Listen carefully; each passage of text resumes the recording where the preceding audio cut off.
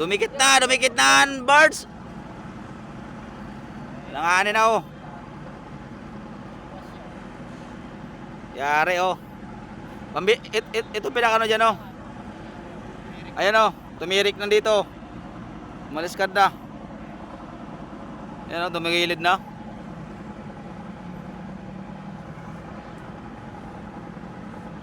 Hindi siya nakakaalis. Tingnan mo to, oh, tingnan mo, nag-ano na to. Nagpatay na oh, ayan oh. Ayun, lobid, tingnan mo lobid oh. Nagkabala na yung ano. Na, pa rin. Oh. Kain pa rin. Ayan oh. Puro kain oh. Kaya nung isa oh. Puro kain. Ano yan, lobid, di na ano man, nabantayan. Puro ko kain. Pupunta sa likod, tutulak siya. Oh. Tutulak niya nga oh. Tutulak na yan. Yan oh, tinulak na oh, binangga na oh. Kaya madaming gulong yan eh. Yan ang purpose niya ang guling eh. Para kahit Oh. mga banggaan yan, walang problema. Yan ang purpose niya kahit sa mga barkuhan. Ayan oh, tinulak na. Tinulak na oh. Tinulak na. Yan. Mas maluwag kasi niya tulak. Oh. Kaya tatlo nagila-hila, kung dalawa lang, tapos tulak niya yung isa sa puwit, ano? Oh. Dapat ang lakas pa oh. Doble na ang ginamit niya oh. Ayan oh, agi. Dalawa na yung ginamit oh.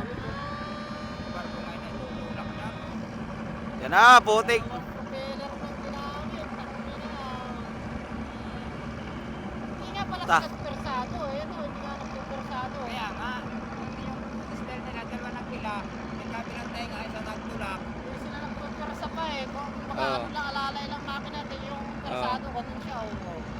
Dalawa yung gagamitin ng dalawang makina ng pinabata. Sabihin, isa lang yung ano. Hindi talaga sila nagmamadali. Patuyan-tuyan lang yung nandun sa Kain-kain lang isa oh. dapat kayang itulak. Gi.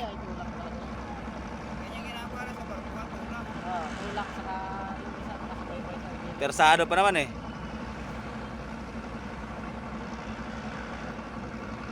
Ibig sabihin, malakas ang hapos dyan sa ilalim na yan. Oo, malakas sa ilalim yan. Kaya,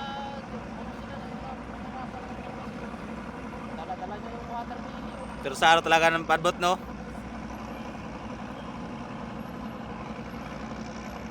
Tingin ko may makina rin to.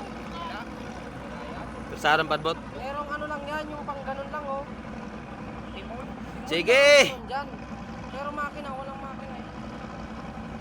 Ako may makina eh, ano, hindi na sila gagamit niya. Hindi kaya kasi nakapat ko. Persado ng padbot.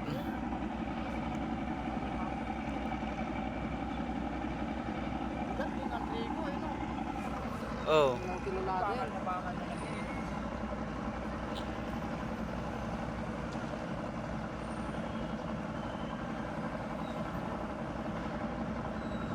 Ano kaya nasabit na eh. Sige.